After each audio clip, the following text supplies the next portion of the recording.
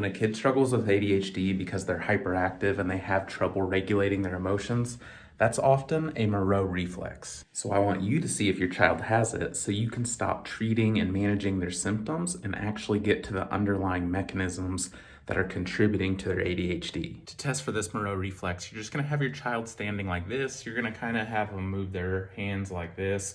You're gonna have them stand with their eyes closed. And what you're going to do is you're gonna clap.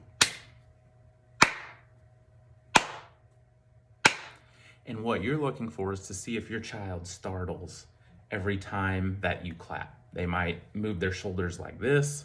They might take a deep breath in, like they might squint their eyeballs down each time. You're seeing if you elicit their startle reflex every single time you clap. And that may be a little confusing because you're like, they should startle.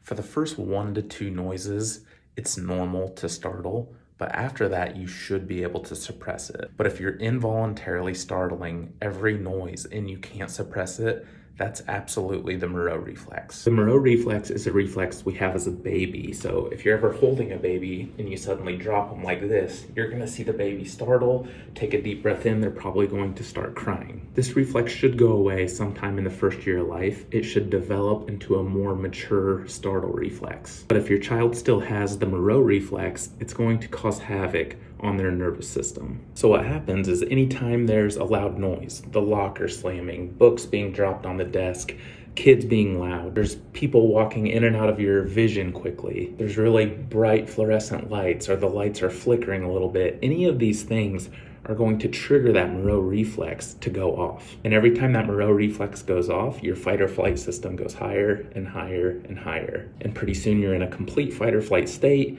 your brain is very hyperactive, and you can't regulate your emotions properly. Something I see virtually every time with kids with ADHD is they're stuck on that very first stage of development. They never fully developed or got past that stage on their primitive reflexes. So because the bottom of the pyramid is not fully developed, the top of the pyramid, which is your frontal lobe, cannot function as well as it should, which leads to a hyperactive brain, and it leads to a brain that struggles to regulate emotions. I go much more in depth on all these underlying mechanisms in my ADHD ebook, so feel free to grab that. And if you want answers quickly, schedule a video consult with me. We'll go through all of these underlying mechanisms, and we can get you some at-home solutions to start helping your child from the bottom up.